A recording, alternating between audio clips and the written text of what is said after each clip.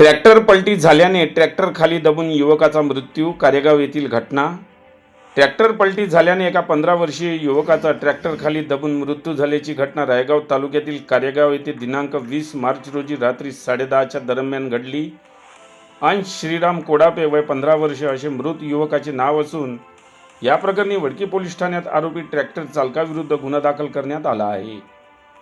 मिळालेल्या माहितीनुसार अंश कोडापे हा गावातील नंदुरकर यांचे ट्रॅक्टरवर बसून मित्रासोबत जात असताना यातील ट्रॅक्टर चालकाने त्याचे ताब्यातील ट्रॅक्टर भरधाव वेगाने व निष्काळजीपणे चालविल्याने अचानक रस्त्याच्या वळणावरती ट्रॅक्टर पलटी झाला.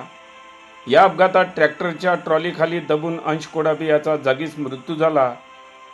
मुलाचा ट्रॅक्टरखाली मृतदेह पाहून आईवडिलांनी हंबरडा फोडला होता.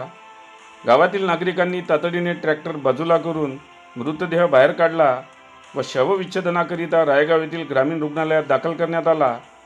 या प्रकरणी मृतकाची आई सौ सीमा श्रीराम कोडापे हिच्या तक्रारीवरून वडकी पोलिसांनी आरोपी ट्रॅक्टर चालक समीर राजू नंदुरकर वय 22 वर्ष राहणार कारेगाव याचे विरुद्ध गुन्हा दाखल केला असून या घटनेचा अधिक तपास ठाणेदार सुखदेव बोरखडे हे करीत आहे.